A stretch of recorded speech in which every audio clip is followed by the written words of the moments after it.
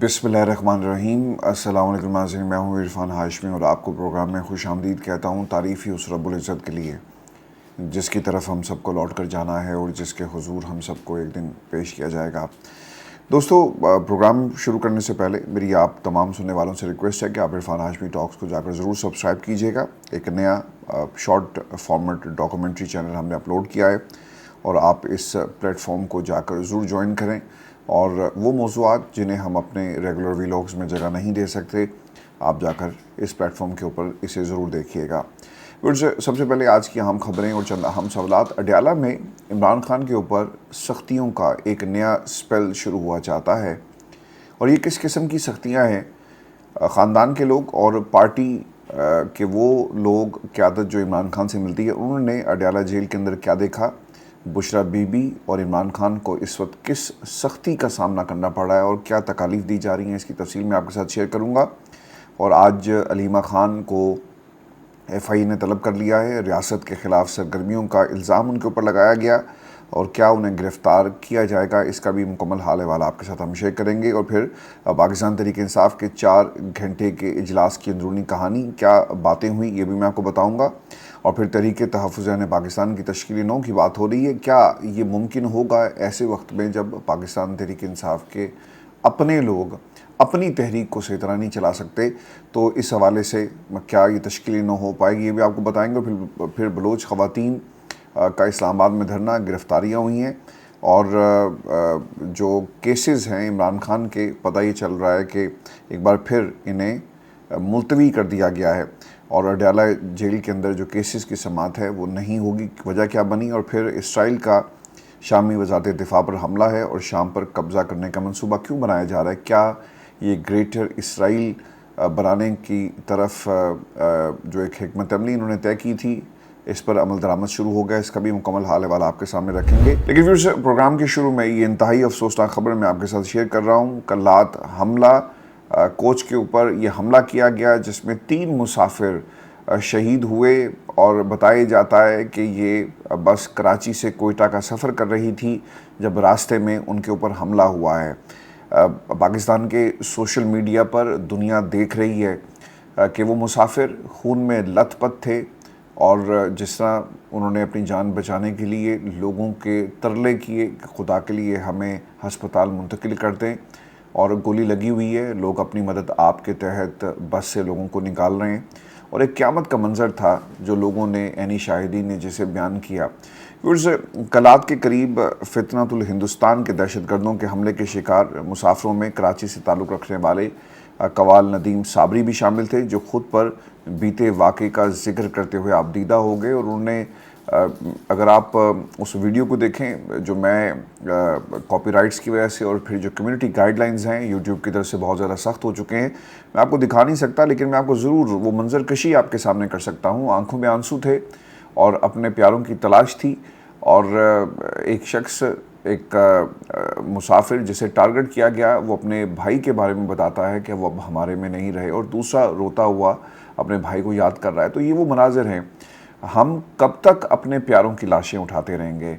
वो भारत जो पाकिस्तान के अंदर दहशत गर्दी करता रहा, पाकिस्तान की हुकूमत को हर किस्म के ताल्लुकात इस भारत से ख़त्म करने की ज़रूरत है। आज हमें कहा जाता है कि पाकिस्तान की क्रिकेट के लिए खुशखबरी क्या है जी, कि भारत ने हमारे साथ खेलने के लिए हामी भर ली। उनके वफाकी जो उनका वज़ीर है खेल का, उसका जी कोई बयान आ गया। तो पाकिस्तान को अपने आप को दूर करना पड़ेगा, सफारती महाज पर इनका मुकम्मल राब्ता जो है वो हमें ख़त्म करना पड़ेगा। हम कब तक अपने प्यारों की इस तरह से लाशें उठाएंगे? और ये हमारी गलत पॉलिसीज़ का नतीजा है कि आज पाकिस्तान के अंदर दहशतगर्दी होती है, बलूचिस्तान के लोगों को हकूक़ नहीं मिल रहे। कल एक ख़बर हमारी नज़रों से गुजरी और मैं आपके साथ शेयर भी कर देता हूँ, जिसमें बताया जाता है कि 5 बरस पहले बलूचिस्तान के एक इलाके में इंटरनेट को बंद कर दिया गया। और इंटरनेट को क्यों बंद किया गया? इसलिए बंद किया गया ताकि वहाँ पर दहशतगर्द इंटरनेट को इस्तेमाल ना करें और जो उनके इंटरनेशनल राब्ते थे मुनक़ता हों। लेकिन 5 बरस गुजर जाने के बाद भी आपका इंटरनेट बहाल नहीं होता। ये वो महरूमियाँ हैं जो हमने बलूचिस्तान को दी हैं। दहशतगर्द हैं دہشت گردی کی بنیاد پر بلوچستان کے امن کو جس طرح سے تباہ کیا گیا اور پھر اسے استعمال کیا جاتا ہے پولیٹیکل پوائنٹ سکورنگ کے لیے، اس سلسلے کو جب تک آپ بند نہیں کریں گے بلوچستان میں کبھی بھی امن جو ہے وہ نہیں ہوگا۔ لوگوں کو جب آپ اسلام آباد کی شاہراہوں پر گرفتار کریں، گمشدہ جو مسنگ پرسنز کا کیس ہے، اپنے پیاروں کی تلاش میں جب وہ اسلام آباد میں آتے ہیں انہیں بارش کے اندر گرفتار کیا جاتا ہے، اگر مسنگ پرسنز کے خلاف کوئی آواز اٹھاتا ہے تو آپ اس کو بھی بند کر دیتے ہیں۔ تو جب تک ہم بلوچستان کو اس کے حقوق نہیں دیں گے ہمیں اسی قسم کے مناظر دیکھنے کو ملیں گے۔ ماجد صابری اور ندیم صابری وہی بتاتے ہیں جی کہ بھائی احمد صابری اور بھتیجا رضا صابری شہید ہوئے، بس میں ہمارے قوال گروپ کے 17 افراد سوار تھے اور مجھے صبح جہاز سے کوئٹہ جانا تھا جہاں ہمارے گروپس کی پرفارمنس تھی۔ کل رات کے قریب یہ واقعہ آیا اور پھر اس نے روتے ہوئے، اب یہ جو ندیم صابری صاحب ایک قوال ہیں جی، انہوں نے روتے ہوئے کہا کہ بھائی ہم تو نعت پڑھنے والے لوگ ہیں، ہمیں کیوں دہشت گردی کا نشانہ بنایا جا رہا ہے، ہمارا کیا لینا دینا۔ تو یہ کسی طرح بھی مسلمان نہیں ہو سکتے جنہوں نے حملہ کیا، یہ وہ پراکسیز ہیں جو اس وقت آپ کو بلوچستان میں خاص طور پہ ایکٹیو ہوتی ہوئی نظر آئیں گی، اور جس طرح سے یہ حملہ کیا گیا۔ پھر میں آپ کو ایک اور جو حملہ پاکستان کی سالمیت پہ کرنے والے اور پاکستان کی جمہوریت کو جس طرح سے پابند سلاسل کیا گیا، اس حملے کے بارے میں آپ کو بتا دوں۔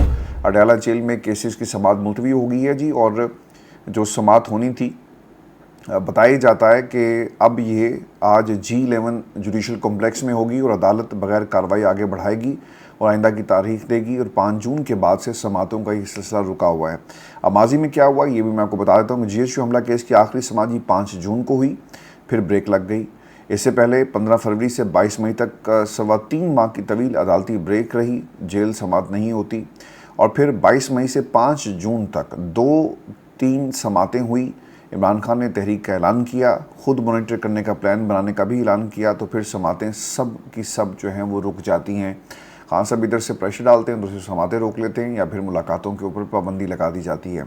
اب وجہ اس کی کیا بنی؟ ایک تو پارٹی کے ساتھ جو آپ کا ایک ورکنگ ریلیشن شپ جب ان ملاقاتوں کے ذریعے اسٹیبلش ہوتا ہے، ایک تو اس کو ٹارگٹ کیا جائے، اور پھر تحریک کے حوالے سے جو ڈائریکشنز جانی ہیں اس کو روکا جائے، یا پھر پاکستان میں جب بھی کوئی الیکشن یا کوئی سینٹ کا جو معاملہ چل رہا ہے اس میں عمران خان کی کیا پالیسی ہے، پارٹی تک پہنچ نہ پائے، اس لیے عمران خان کو آئسولیٹ جو ہے وہ کیا جا رہا ہے۔ نعیم حیدر پنجوتا یہ کہتے ہیں جی کہ عمران خان کی اہلیہ بشرا بی بی کو بھی مکمل آئسولیٹ کیا گیا، ان کی فیملی کی گزشتہ روز ملاقات نہ ہو سکی، ضرورت کی اشیاء کپڑے تک نہیں دیے جا رہے۔ عمران خان اور بی بی صاحبہ کی بھی کل ملاقات نہیں ہو پائی، مقصد توڑنا ہے، دباؤ ڈالنا ہے، جو کہ ناممکن ہے۔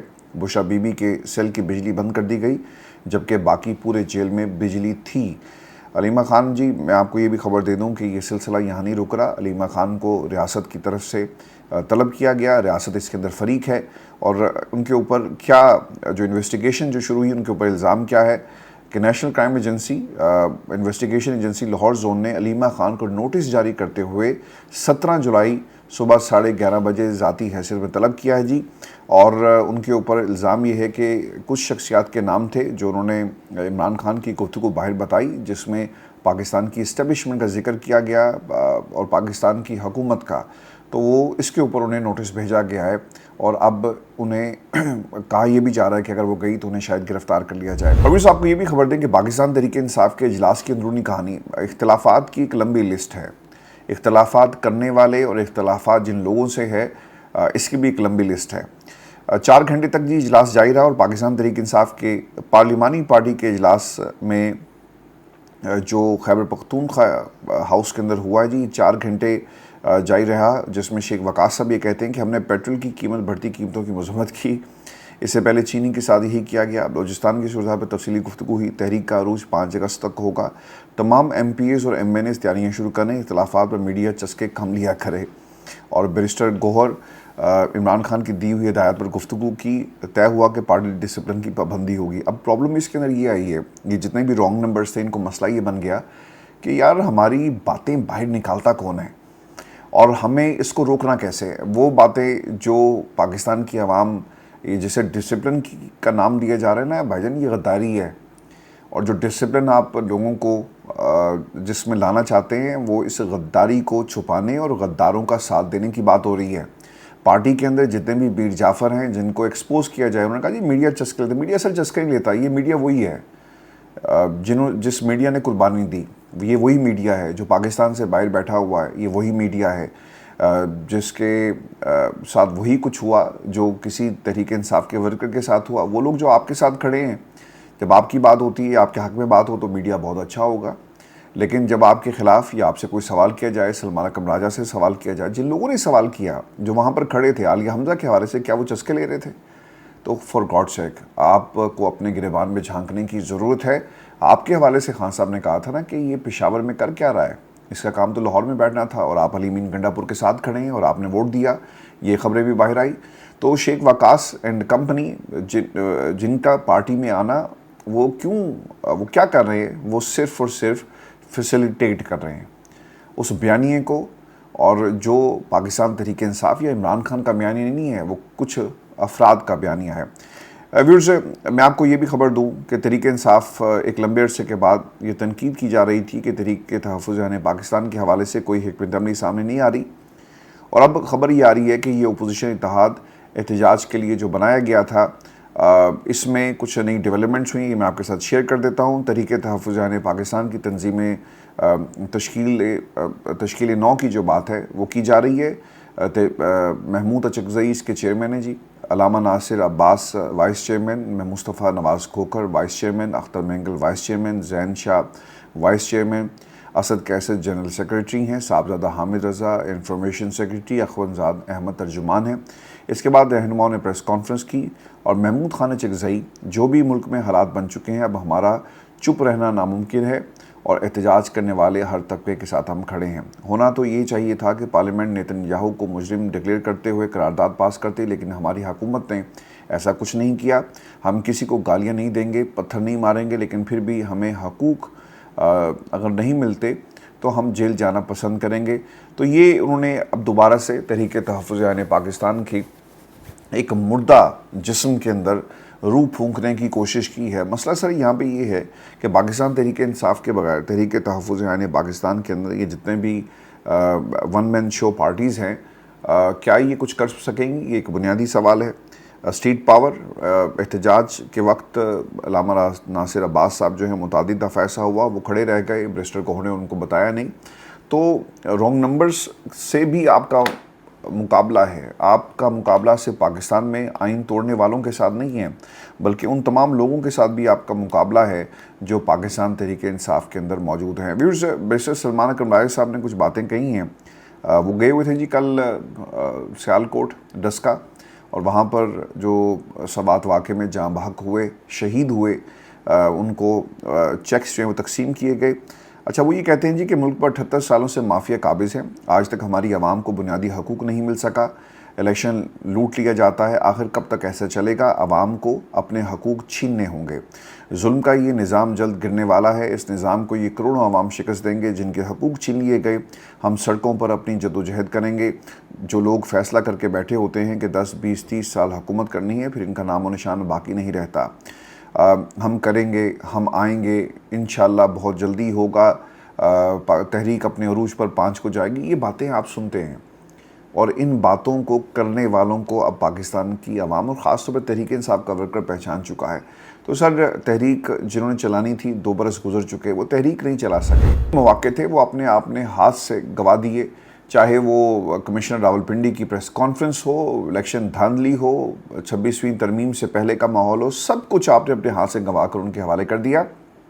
تو یہ باتیں آپ کو سلمان اکرم راجہ اینڈ کمپنی، یہ اسی طرح نا ہلکی پھلکی موسیقی آپ کو ان کی طرف سے یہ جاری رہے گی، لیکن جو گرینڈ جو الائنس ہونا چاہیے، تحریک چلنی چاہیے، سر ان کے بس کی بات نہیں ہے، کیونکہ ان میں کوئی بھی عمران خان کا سچا سپاہی آپ کو نہیں ملے گا۔ ویورز، عمران خان کے بیٹے آئیں گے، وہ یہ بھی کہتے ہیں کہ ان کا حق ہے جو ان کو گرفتار کرنے کی باتیں کریں، تو پھر ہم مزاحمت کریں گے۔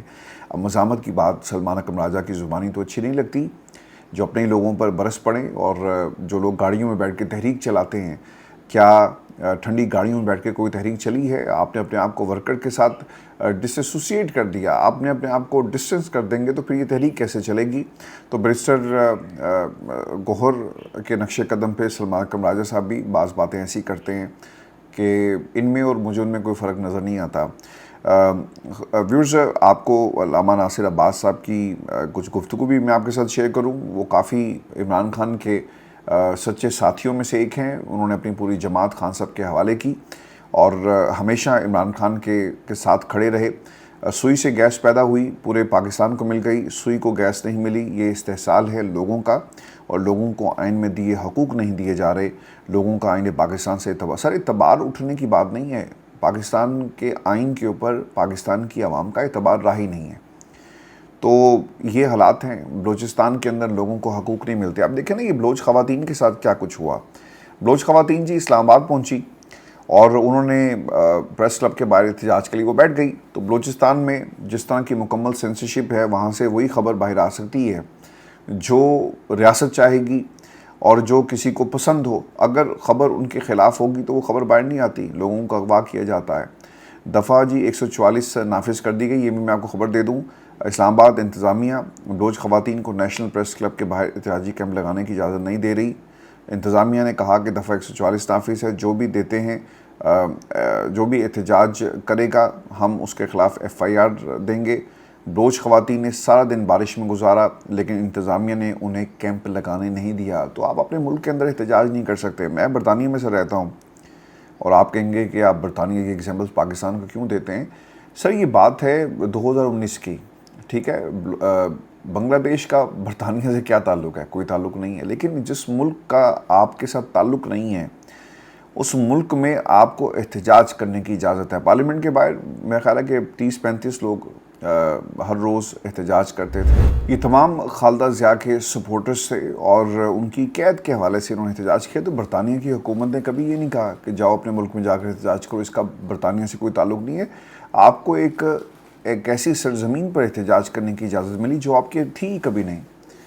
لیکن یہ وہ رائٹس ہیں, جو کمٹمنٹس ہیں جو برطانیہ کی سرکار تو آپ کو دیتی ہے, لیکن پاکستان کی حکومت بلوچستان کے لوگوں کو یہ اختیار نہیں دیتی. یہ آپ کا اپنا ملک تھا. اور آپ کو یاد ہوگا ماضی میں بھی بلوچستان سے لوگ جب احتجاج کرنے کے لیے آئے تو انہیں واپس بھیجا گیا, اور پھر یہ بات لوگوں نے کہی اور انٹرنیشنل رپورٹ بھی ہوئی کہ کیا آپ کو اسلام آباد آنے کے لیے ویزے کی ضرورت ہے. تو یہ پاکستان کے سر حالات ہیں, اور جس طرح سے پاکستان کے اندر آئین کے ساتھ کھلواڑ کیا جا رہا ہے, آپ کو اس کی مثال پچھلے 78 برسوں میں بھی نہیں ملے گی. یہ سلسلہ کب تک جاری رہے گا؟ یہ اس وقت تک جاری رہے گا جب تک پاکستان کی عوام اس کے خلاف آواز بلند نہیں کرتی. میں ویورز آپ کو یہ خبر بھی دے دوں کہ سپریم کورٹ پاکستان کا ایک انتہائی اہم ریکارڈ چوری ہو گیا جی, اور سپریم کورٹ میں جاری کیس کی عدالتی دستاویزات چوری ہوئی ہیں. کورٹ ایسوسیٹ سپریم کورٹ نے کیس کے فریقین کو دستاویزات چوری ہونے سے آگاہ کر دیا, جن کا کہنا تھا کہ دستاویزات کو کوریئر سروس سے اسلام آباد بھیجا جا رہا تھا کہ گاڑی جب سفر کر رہی تھی تو اس دوران یہ چوری ہوا. دستاویزات کراچی رجسٹری سے اسلام آباد بھیجی جا رہی تھی. کورٹ ایسوسیٹس کی فریقین کو ہدایت کرتے ہوئے مزید کہنا تھا کہ جلد از جلد نئی درخواست عدالت میں جمع کروائیں. تو یہ دیکھنا پڑے گا کہ وہ درخواست کس قسم کی تھی, کیونکہ ہم نے یہ باتیں نا زرداری صاحب کے کیسز کے اندر سنی ہیں. حکومت کے نمائندے پیش ہوتے ہیں, کہتے ہیں کہ سر ریکارڈ جل گیا, سر ریکارڈ غائب ہو گیا. آپ کو یاد ہوگا مرحوم شیخ عظمت سعید صاحب, انہوں نے جب براڈ شیٹ کے اوپر جو جوڈیشل کمیشن بنایا, اور ہماری وہ خبر تھی جس کے اوپر حکومت پاکستان کو جوڈیشل کمیشن بنانا پڑا, اس میں انہوں نے ایک بات کہی تھی کہ کھول کے دیکھ لیں وہ جو سوئس اکاؤنٹس والا جو کیس تھا, جو نیب کا ریکارڈ جس تہہ خانے میں پڑا ہے جا کر چیک کرو کہ ان ڈبوں میں کچھ ہے بھی یا نہیں, یا پھر ان ڈبوں کے اندر مٹی بھر کے انہوں نے رکھا ہوا ہے. تو یہ باتیں ریکارڈ جلانے کی, ریکارڈ غائب کرنے کی ہم نے زرداری صاحب کے کیسز میں دیکھی ہیں, لیکن یہ اپنی نوعیت کا ویسا ہی واقعہ ہے. ویورز آپ کو ایک خبر یہ بھی دیں, اور خبر یہ ہے کہ اسرائیل باز نہیں آ رہا, اور خبر کے مطابق اسرائیل نے شام پر جی ایک بڑا حملہ کر دیا ہے. جو وزارت دفاع اور ہیڈ کوارٹر تھا فوجی, اس کو ٹارگٹ کیا گیا اسرائیل کی طرف سے. اور اس وقت ایک رپورٹر الجزیرہ کا وہاں پہ کھڑا تھا, رپورٹ کر رہا تھا جب یہ حملہ ہوا, اور کیمرے کی آنکھ نے اس پورے منظر کو لائیو کیپچر کر لیا. پہلے ایک دھماکہ ہوتا ہے, پھر دوسرا, پھر تیسرا, اور پھر پوری بلڈنگ سیاہ بادلوں کے اندر آپ کو نظر آئے گی اور وہ غائب ہو جاتی ہے. اور یہ حملہ ہوا, بعض لوگ اس حوالے سے یہ بتاتے ہیں کہ بشار الاسد حکومت کے خاتمے کے بعد اسرائیل نے جنوبی شام کے 500 مربع کلومیٹر علاقے پر قبضہ کر لیا تھا. اسرائیل گولان کے علاقے سے عراقی کردستان تک ایک کوریڈور بنانے کی خواہش رکھتا ہے جسے ڈیوڈ کوریڈور کہا جا رہا ہے، جس کے قیام کے لیے اسرائیل کو شام کے جنوب میں خود مختار عراقی کردستان طرز کی خود مختار حکومت کی ضرورت ہے جو عراقی کردستان کی طرح اسرائیل نواز ہو۔ اس لیے اسرائیل شام کے جنوبی خاص کر دروز نشین علاقوں میں جولانی رجیم کے جنگجوؤں کے داخلے کے خلاف ہے۔ اچھا، یہ اس علاقے کا ذکر کر رہے ہیں۔ اچھا، میں آپ کو یہ بھی بات بتا دوں، ہم نے اس پہ ڈاکومنٹری بنائی ہے جی بشار الاسد کا خاتمہ کیسے ہوا۔ وہ کوشش میں کروں گا کہ ایک آدھے دن میں ہم اسے اپلوڈ کر دیں، because it is quite relevant, اور بشار الاسد کی حکومت اور پھر جو ان کی جیل تھی وہاں پر کس قسم کا ظلم جو ہے وہ کیا گیا، یہ میں آپ کو ایک آدھے دن میں انشاءاللہ اسے ہم اپلوڈ کرتے ہیں، وہ آپ ضرور دیکھیے گا۔ خبر یہ بھی ہے کہ ترکی کو جی ایک بڑا خطرہ ہے، اور یہ بھی بتایا جاتا ہے کہ ترکی نے شام کی نئی سرحد بندی یا تقسیم کو اپنے لیے خطرہ سمجھا، اور اس لیے ترکی اور جولانی رجیم جو ہے وہ جن علاقوں میں داخل ہو رہی ہے ان کا مکمل کنٹرول چاہتی ہے تاکہ ترکی کو ایک ٹکر دی جائے۔ اور یہ خبر بھی امپورٹنٹ ہے کہ اسرائیل شام اور لبنان کے اندر ایک بفر زون بنانا چاہتا ہے تاکہ دمشق میں اسرائیل مخالف اگر حکومت آتی ہے تو اس کی سپلائی لائن کو ٹارگٹ کیا جا سکے۔ حزب اللہ کی حکومت یا ان کی سپلائی لائن کو ٹارگٹ کرنا اس کے اندر ایک مقصد ہے، اور پھر مستقبل میں عراقی کردستان سے اسرائیل تک ایک آئل پائپ لائن بھی بچھانے کی تجویز جو ہے وہ باتیں ہو رہی ہیں، اور اس راہداری کا قیام شام، ترکی، ایران اور عراق سمیت پورے خطے کے لیے خطرناک ہوگا، کیونکہ پھر وہ آپ جس مرضی ملک کے اوپر حملہ کر سکیں تو آپ کو کوئی روکنے والا نہیں ہوگا۔ تو پھر یہ ہماری آج کی نشست تھی۔ اپنے کمنٹس ضرور بھیجیے گا اور چینل کو سبسکرائب کیجیے گا۔ میں آپ کو جاتے جاتے ایک خبر یہ بھی دے دوں، ایک ڈیولپنگ سٹوری ہے، اور امریکی ریاست الاسکا میں جی 7.3 شدت کا زلزلہ، یہ خبر آ رہی ہے، اور خبر کے مطابق جرمن ریسرچ سینٹر برائے جیو سائنسز کے مطابق زلزلہ الاسکا کے سینٹ پوائنٹ کے جنوب علاقے میں 10 کلومیٹر گہرائی میں آیا۔ جرمن ریسرچ سینٹر برائے جیو سائنسز کے مطابق زلزلے کے بعد امریکی سونامی وارننگ نظام نے مخصوص علاقوں میں سونامی وارننگ جاری کر دی ہے۔ سونامی وارننگ الاسکا کے ساحلی علاقوں کینیڈی انٹرنس اور اونیمک پاس تک کے علاقوں کے لیے جاری کی گئی، تاہم بعد میں U S national tsunami centre نے وضاحت جاری کی کہ سونامی وارننگ جاری نہیں کی گئی۔ ماہرین کے مطابق امریکہ میں 7.3 سے 7.9 شدت کے زلزلوں سے تباہی کے امکانات ہوتے ہیں، اور اس نوعیت کے امریکہ میں ہر سال 10 سے 15 زلزلے آتے ہیں۔ تو جی یہ امریکہ سے خبر ہے۔ ویورز، یہ ہماری آج کی نشست تھی۔ اپنے کمنٹ ضرور بھیجیے گا، چینل کو سبسکرائب کرنا مت بھولیں۔ اجازت دیجیے، اللہ نگہبان۔